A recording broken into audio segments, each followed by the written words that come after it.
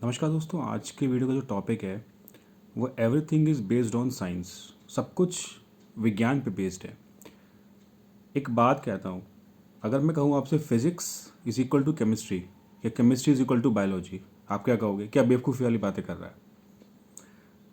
लेकिन अगर लॉजिकली देखा जाए तो ये तीनों अलग अलग है। जैसे फिजिक्स अलग होती है, बायो अलग है, केमिस्ट्री अलग है।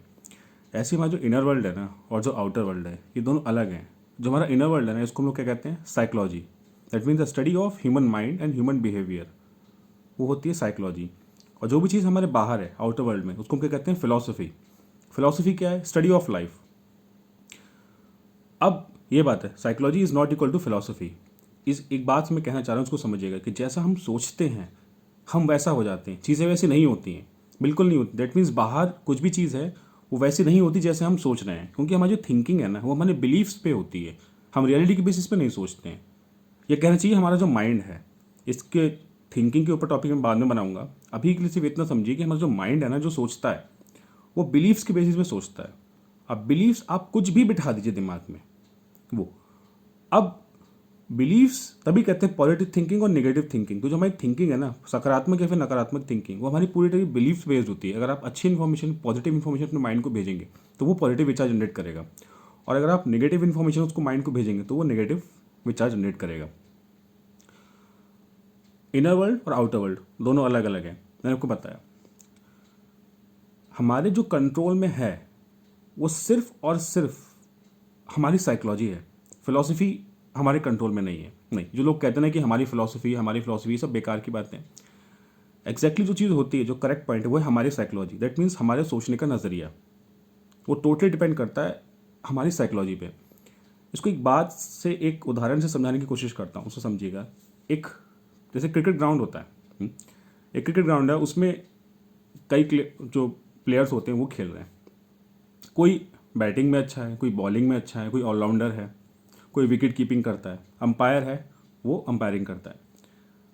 अब यही देखिएगा, जो फिलॉसफी है ना वो एक्चुअली हमारी नहीं होती, वो लाइफ की है। फिलॉसफी जो है वो लाइफ की है। जैसे कि एक क्रिकेट के ग्राउंड है, उसको एक फिलॉसफी माने, और उसके अंदर जितने भी प्लेयर्स हैं उन सबकी एक अलग अलग साइकोलॉजी है। किसी की साइकोलॉजी दिमाग में बैठा है कि एक अच्छा बैट्समैन है, कोई एक अच्छा बॉलर है, तो सबका एक रोल डिफाइंड है। एग्जैक्टली वही सिचुएशन यहाँ पे है। हम फिलॉसफी को कंट्रोल नहीं कर सकते, यानी कि जो भी चीज़ हमारे बाहर है हम उसको कंट्रोल नहीं कर सकते, बिल्कुल भी कंट्रोल नहीं कर सकते। सिंपल उदाहरण देता हूँ, हमारे जो अपना शरीर है ना, जैसे मेरा शरीर है, क्या मेरे शरीर पे कंट्रोल है? अगर मैं चाहूँ कि समय के साथ जैसे एज बढ़ेगी मेरी, मेरे बाल वाइट नहीं हो, क्या वो हो पाएंगे? मेरी जो बियर्ड है वो नहीं बढ़े, क्या वो नहीं बढ़ेगी? शरीर का मोटापा घटना या जो भी रिंकल्स वगैरह हैं, क्या समय के साथ मेरी बॉडी में चेंजेस नहीं आएंगे? बिल्कुल आएंगे। दैट मीन्स मेरी अपनी जो बाहर की जो बॉडी है वो मेरे कंट्रोल में नहीं है, वो भी फिलॉसफी है, उसको भी मैं कंट्रोल नहीं कर सकता। दैट मीन्स जो एक चीज़ मेरे कंट्रोल में है वो है मेरी अपनी साइकोलॉजी, सिर्फ। इसके अलावा और कुछ भी मेरे कंट्रोल में नहीं है। तो अगर आपने अपनी साइकोलॉजी सही बना रखी है तो आपको और किसी चीज़ से परेशान होने की कोई दिक्कत नहीं है। बस आप अपनी साइकोलॉजी ठीक रखिए। लेकिन हम लोग करते क्या है, फिलॉसफी को चेंज करने की कोशिश करते हैं। दैट मीन जो चीज़ हमारे कंट्रोल में है ही नहीं। सिंपल उदाहरण दिया है कि हमारा खुद का शरीर हमारे कंट्रोल में नहीं है, तो उसके बाहर की जो चीज़ें हैं हम वो कंट्रोल में कैसे कर सकते हैं? सोच के वाली बात है, सोच कर देखिएगा ये चीज़। जैसे कि क्रिकेट ग्राउंड है, अब हर एक खिलाड़ी अगर कहे कि ये पूरा का पूरा ग्राउंड मेरा है, ये पूरा का, तो ये तो बेवकूफ़ी हुई ना, ये चीज़ प्रैक्टिकल नहीं है। हर उस मैदान में हर इंसान का एक रोल डिफाइंड है। ठीक ऐसे ही हमारी लाइफ में होता है कि हर इंसान का एक रोल डिफाइंड है। हर इंसान किसी न किसी चीज़ में ना परफेक्ट होता है। हर इंसान, मैं ये नहीं कह रहा हूँ सब में, किसी न किसी चीज़ में ज़रूरत है अपने अंदर झाँक कर वो क्वालिटीज़ देखने की और उन क्वालिटीज़ के ऊपर काम करने की। झाँक कर देखना अपने अंदर और देखना किस काम को करके आपको खुशी मिलती है। ऐसा कौन सा काम है जो आप परफेक्शन के साथ कर सकते हो, वही आपकी क्वालिटी है, उसके ऊपर और काम करने की कोशिश करो। दैट मीन्स उसको अपनी सबसे बिगेस्ट स्ट्रेंथ बना लो कि ये चीज़ तो मुझसे बेहतर कोई और कर ही नहीं सकता। अब एक बात आती है, जब मैंने आपसे कहा कि सब कुछ विज्ञान पे बेस्ड है, तो एक सवाल उठता है गॉड गॉड के ऊपर, भगवान के ऊपर। क्या भगवान है या नहीं है? इस टॉपिक के ऊपर मैं बहुत ज़्यादा डिटेल में तो नहीं जाऊँगा, बहुत सारे लोगों के सेंटिमेंट्स जुड़े होते हैं इन चीज़ों से। लेकिन अगर फैक्ट के बेसिस से बात करूँ ना, तो जैसे मुझे लगता है, मेरी अपनी थिंकिंग है ये, maybe I am wrong, तो मुझे लगता है ना कि भगवान को जैसे इंसान ढूंढता है ना, अगर मूर्तियों में ढूंढता है, तो अगर मूर्तियों में ढूंढता है तो एक सिंपल सा क्वेश्चन है कि जब मूर्तियाँ खंडित हो जाती हैं तो वो इंसान को घर से निकाल के बाहर रख देता है।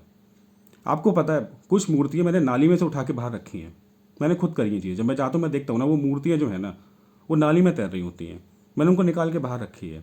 एक सिंपल सा एक रिक्वेस्ट है, वो मूर्तियाँ मिट्टी की बनी होती हैं, तो कभी भी अगर वो मूर्तियाँ खंडित हो जाए ना, तो एक छोटा सा गड्ढा करके ज़मीन में उन मिट्टियों, उस जो मूर्ति है ना खंडित मूर्ति को, उसको ज़मीन में ही गाड़ दो। आप निकाल के घर के बाहर रख देते हो, किसी पेड़ पर रख देते हो, वहाँ से उनकी बहुत बेकदरी होती है।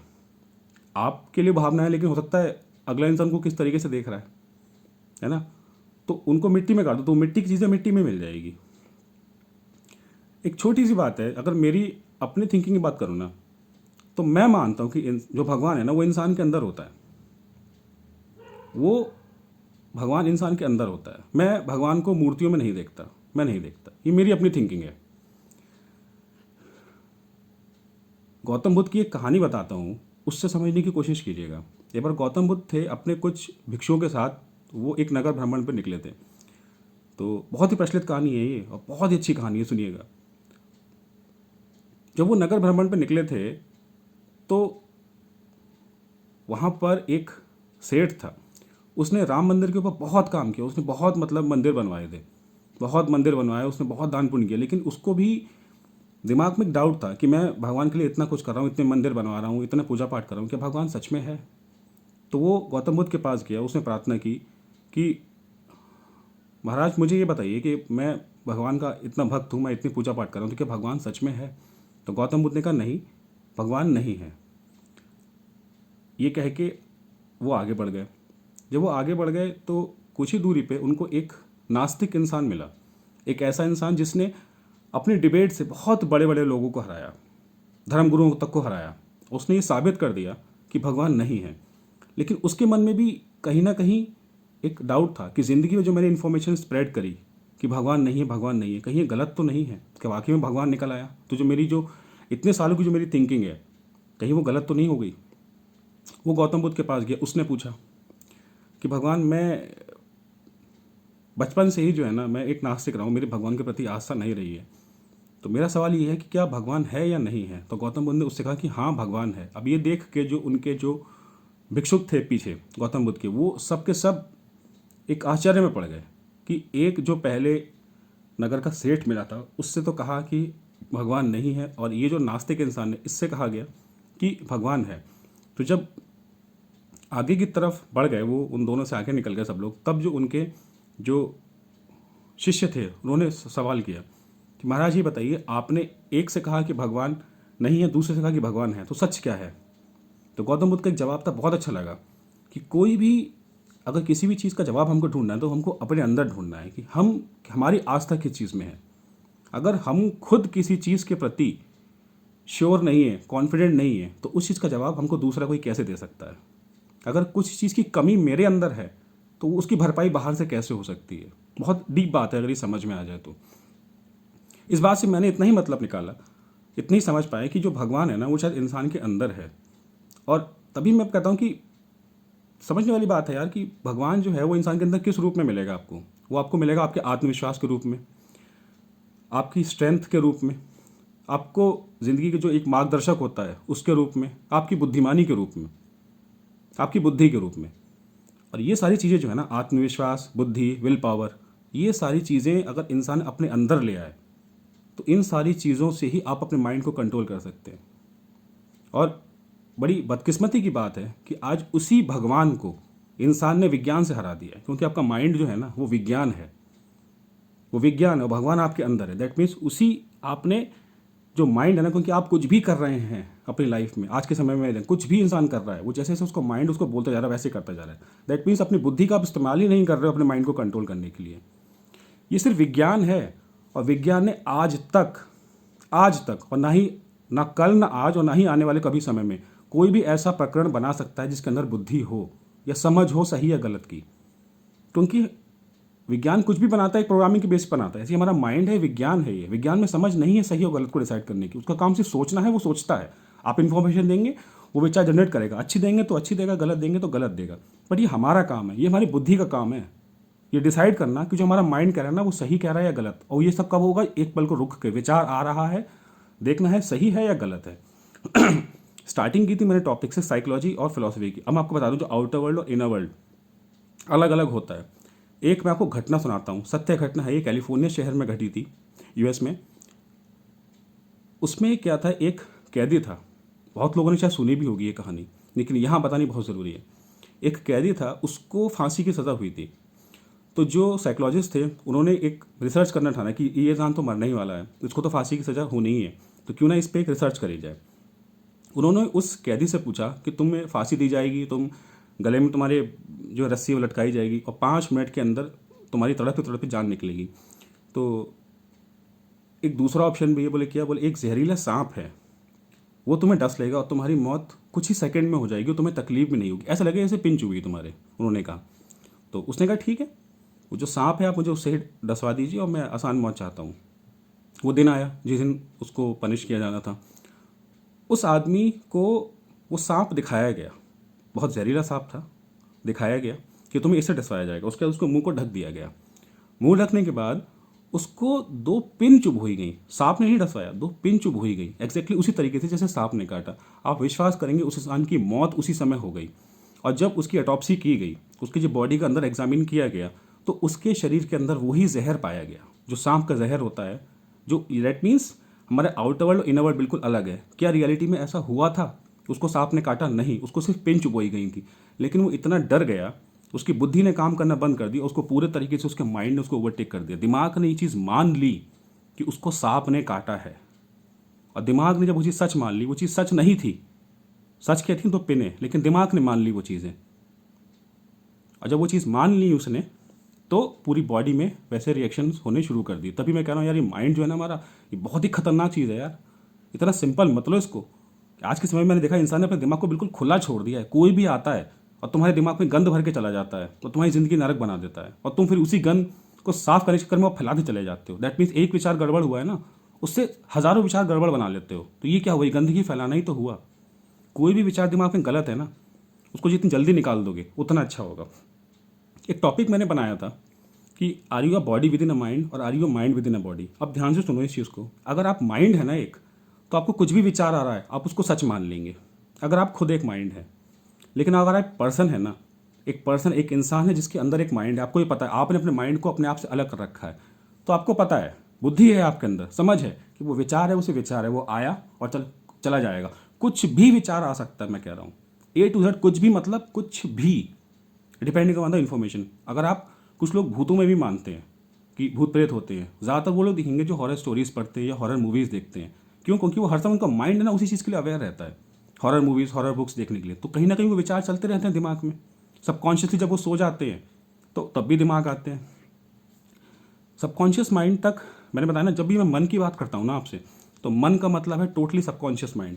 क्योंकि 5% हमारे जो बॉडी के पार्ट, जो बाहर का जो मूवमेंट होता है, ये हाथ हिलाना, पैर हिलाना, ये जब मैं बोल रहा हूँ, ये मैं अपनी कॉन्शियस रह के कर रहा हूँ। मुझे पता है कि मैं आपसे क्या बोल रहा हूँ, तो ये मैं कॉन्शियस माइंड का इस्तेमाल कर रहा हूँ, अपने सोच समझ के बोल रहा हूँ मुझे आपसे क्या बोलना है। लेकिन कुछ चीज़ें हमारे शरीर के अंदर ऑटोमेटिकली होती हैं, जैसे हार्ट बीट, ये आँखों का जो पलक झपकती है, गिरती है, बाल हैं ऑटोमेटिकली ग्रो होते हैं। इसमें मैंने कंट्रोल थोड़ी ना है कि मैं इसको ग्रो होने से रोक लूँ, ये तो होते रहेंगे। तो ये अंदर से चीज़ें बाहर निकल कर आ रही हैं। तो जो भी चीज़ें हमारे अंदर का जो हमारा परसेप्शन है, वो हमारा पूरा सबकॉन्शियस माइंड डील करता है। 95% हमारी बॉडी, जो हमारी सारी आदतें, हैबिट्स, जो चीज़ें ऑटोमेटिकली होती हैं, वो सबकॉन्शियस माइंड है। तो कितना खतरनाक है ये। और वही वो जो चीज़ें जो मैंने आपको एग्जांपल बताया कि उस इंसान को जब सांप को बताया गया डसवाने के लिए और पिने चुभोई गई, उसके बॉडी के अंदर वो जहर रिलीज हो गया, उसके सबकॉन्शियस माइंड ने सच मान लिया। और सबकॉन्शियस माइंड सही और गलत में फ़र्क नहीं कर सकता, नहीं कर सकता। सबकॉन्शियस माइंड एक एक इक्वेशन बताता हूँ, इससे समझना। Conscious mind plus feelings is equal to subconscious mind. That mean अगर आपको कोई भी मैसेज अपने सबकॉन्शियस माइंड में भेजना है, तो कोई भी थॉट कॉन्शियस माइंड में आएगा। दैट मीन आप कोई भी इन्फॉर्मेशन सुनते हैं ना, कुछ भी सुनते हैं, अवेयर होकर, अभी मेरी बात आप सुन रहे हैं तो कॉन्शियस है आप। जब मेरी बातों का अगर आप, या कुछ भी इन्फॉर्मेशन आप फील करेंगे, तो सीधा आपके सबकॉन्शियस माइंड में जाएगी। जैसे कि फियर है, डर है, किस लोगों को ऊंचाई का फोबिया होता है, तो क्या उनको ज़मीन पर रह के भी डर लगता है ना? वो छत पे जाते हैं, बहुत ऊंचाई पे चले जाएंगे, वो नीचे झांक कर देखते हैं। दैट मीन्स उस समय वो कॉन्शियस हैं, अवेयर हैं कि वो एक छत के ऊपर खड़े हुए हैं, विचार आया। अब वो चीज़ अगर उन्होंने डर को फील किया, तो वो कॉन्शियस थॉट प्लस वो फील, वो इन्फॉर्मेशन गई सबकॉन्शियस माइंड में उनके, आप समझे, तब वो डर अराइज होता है। तो कुछ भी, जब ये चीज़ हमारे लिए नेगेटिव हो सकती है ना, तो क्यों नहीं इस चीज़ को पॉजिटिव तरीके से इस्तेमाल करें। कुछ भी अच्छी चीज़, कुछ भी अच्छा थॉट आपको इमेजिन भी करना है भगवान को, कुछ भी, तो आप कुछ भी अच्छा सुनते हैं ना, आप हनुमान चालीसा सुनते हैं, आप भगवत गीता सुन रहे हैं, कुछ भी अगर आप सुन रहे हैं ना माइथोलॉजी के लिए, कुछ भी अच्छा इन्फॉर्मेशन आप सुन रहे हैं, कुछ भी A to Z, उस चीज़ को अगर आप फील करेंगे ना तो वो चीज़ डायरेक्टली आपके सबकॉन्शियस माइंड में जाएगी। अगर आप फील नहीं करते हो तो वो 21 दिन का कॉन्सेप्ट है, 21 दिन तक वो इन्फॉर्मेशन ऑटोमेटिकली धीरे धीरे आपके न्यूरोट्रांसमीटर से होती हुई सबकॉन्शियस माइंड में चली जाएगी। यही बताना चाहता था मैं इस वीडियो के माध्यम से आपको बस। और अपनी माइंड का ध्यान रखो अच्छे से, बस मैं यही कहूँगा यार कि मैंने बता दिया कि कितना खतरनाक होता है माइंड, ज़िंदगी बर्बाद कर देता है। अगर आपने अपने आप को बस इसके हवाले मत करो, अपने आप को ऐसे इंसान बनो जिसका माइंड उसके कंट्रोल में हो। कंट्रोल में नहीं भी कर पाता तो एटलीस्ट अपने आप को अपने माइंड से अलग तो कर लो यार। इतना मुश्किल नहीं होता है, इतना मुश्किल नहीं होता है, बस प्रैक्टिस चाहिए होती है। धीरे धीरे छोटे छोटे स्टेप अगर आप लेते रहेंगे ना, कि दिन में छोटी छोटी चीज़ें आपका माइंड आपसे कुछ भी करने के लिए कह रहा हो, अगर आप वो कर रहे हैं, अगर आप नहीं करेंगे तो माइंड क्या कर लेगा? आप बताइए क्या कर लेगा? विचार आया है, विचार आया कुछ भी, अगले इंसान को गाली बको, मारो उसे, सुनो उस विचार को, सुनो उस विचार को और उसको छोड़ दो, जाने दो। कुछ भी एक फीलिंग आता है ना, जैसे कोई सपोज एक पर्सन है, उसने हमको अब्यूज़ किया, हमको गाली दी, हम तुरंत रिएक्शन दे देते हैं। लेकिन क्या ये इतनी जल्दी होता है? इतनी जल्दी ये होता नहीं है। वो विचार आता है, हमारे अगले इंसान ने हमको अब्यूज़ किया, हमारे कॉन्शियस माइंड में बात गई, हमने उस चीज़ को फील किया, वो सबकॉन्शियस माइंड में गया, सबकॉन्शियस माइंड में तुरंत सिग्नल आया, हमने तुरंत उसको अब्यूज़ बैक कर दिया, तुरंत उसको पलट के गाली दे दी। लेकिन यहीं पे अगर आप कंट्रोल कर लेंगे ना अगले इंसान को, सच बता रहा हूँ, आपकी जो विल पावर है ना वो यहाँ से बढ़ जाएगी। विल पावर का मतलब क्या होता है? विल पावर मतलब हमारी जो झेलने की जो क्षमता है ना, उस चीज़ को बढ़ाना। कि कुछ भी हमारा माइंड हम पे कंट्रोल करने की कोशिश कर रहा है। देखो हमारा माइंड हमसे कुछ भी कह सकता है, कुछ भी, लेकिन वो कुछ भी करवा नहीं सकता। सबकॉन्शियसली वो कुछ भी कह सकता है, कुछ भी, लेकिन कॉन्शियस हमको रह के वो चीज़ें नहीं करनी है। और माइंड, मैंने कहा प्रोग्रामिंग है। अगर हमारा एक लैपटॉप है, उसके अंदर कोई वायरस आ जाता है, डिबग आता है, कोई गलत इन्फॉर्मेशन है, तो कोई बात है, उसको हम डिलीट कर सकते हैं। ऐसे ही हमारा माइंड है, एक स्टोरेज डिवाइस है, इसके अंदर समझ नहीं है, आप इसको कुछ भी प्रोग्राम कर सकते हो, आप अच्छी चीज़ें देखना शुरू कर दो। लेकिन बस ये है कि कोई चीज़ अगर बहुत डीपली है ना हमारे माइंड के अंदर, तो उस चीज़ को निकालने में बहुत ज़्यादा मेहनत मत लगाना कभी। कि कुछ भी बैड मेमोरीज हैं या कुछ भी है, वो बहुत डीपली है हमारे अंदर, सोच सोच के हमने उसको इतना पक्का कर लिया ना। अरे एक पौधा है अगर, ठीक है, वो खराब होना शुरू होता है तो उसको निकालना बहुत आसान है। लेकिन अगर पेड़ है तो पेड़ बड़ा हुआ, उसकी पत्तियां भी झड़ गई, लेकिन जो उसकी जड़ें हैं वो तो मजबूत है ना। तो उसको निकालने के लिए क्या करना है, उसको धीरे धीरे काटना पड़ता है। आप एकदम से थोड़ा एक हथौड़ा मारेंगे और पेड़ कट जाएगा ना। एकदम से ज़मीन उखाड़ने की कोशिश करेंगे तो क्या होगा, आजू बाजू का जो एरिया होगा ना उसको भी उखाड़ देगा, झेल नहीं पाओगे वो चीज़ें। तो इसलिए हर चीज़ को थोड़ा सा पेशेंस देना पड़ता है, सब्र देना पड़ता है। और इस वीडियो में मैं इतना ही कंक्लूड करूँगा कि जो अपनी साइकोलॉजी है ना उसको ठीक करो। और एक बात हमेशा याद रखना, लाइफ में मजबूत इंसान बनो यार। मजबूत इंसान वो होता है ना जिसके अंदर झेलने की क्षमता होती है। एक एक पैन है, उसके अंदर दूध रखा हुआ है, ठीक है, आपने दूध के अंदर नीचे आग लगा दिया आपने, वो दूध उफान मार के ना वो बाहर निकल जाएगा, ठीक है। लेकिन वहीं अगर वो विल पावर मजबूत कर लेना, जैसे होता क्या है, हमारे दूध को हमको पता है कि विज्ञान है, मॉलिक्यूल्स हैं, वो मॉलिक्यूल्स एक्सपैंड होते हैं, काइनेटिक एनर्जी है वो एक्सपैंड होती है, एक्सपैंड होती है तो वो दूध जो है ना ऊपर की तरफ को उफान मारता है। लेकिन अगर वही जो मॉलिक्यूल्स हैं उनके अंदर झेलने की क्षमता हो, कि जो काइनेटिक एनर्जी ना वो स्टोर करके रखेंगे, वो फैलाएंगे नहीं इधर उधर, तो क्या होगा, वो जो दूध है ना वो उफान नहीं मार पाएगा। तो वही आपकी उसी उदाहरण से आपको बताना चाह रहा हूँ कि अपनी जो विल पावर है ना वैसे ही है कि थॉट्स हैं, जो मॉलिक्यूल्स हैं ना दूध के अंदर वो आपके थॉट्स हैं। वो जो आग जो नीचे से लग रही है ना, वो जो बाहर के जो चैलेंजेस हैं जो हम लोगों को फेस करने पड़ते हैं, तो वो विचार बन रहे हैं, कोई बात नहीं, बनने दो विचार। वो जितनी तेज़ी से बनेंगे ना उतनी तेज़ी से वो निकल भी जाएंगे, बट एटलीस्ट आप रिस्पॉन्ड तो मत करिए। हमारा माइंड को कुछ भी कह सकता है लेकिन कुछ भी करवा नहीं सकता, वो करना या नहीं करना वो हमारे हाथ में है। बस इस वीडियो के माध्यम से मैं इतना ही कहना चाहता था। आप सब लोग खुश रहें अपनी लाइफ में, हैप्पी रहें, सुरक्षित रहें। बहुत बहुत धन्यवाद, थैंक यू।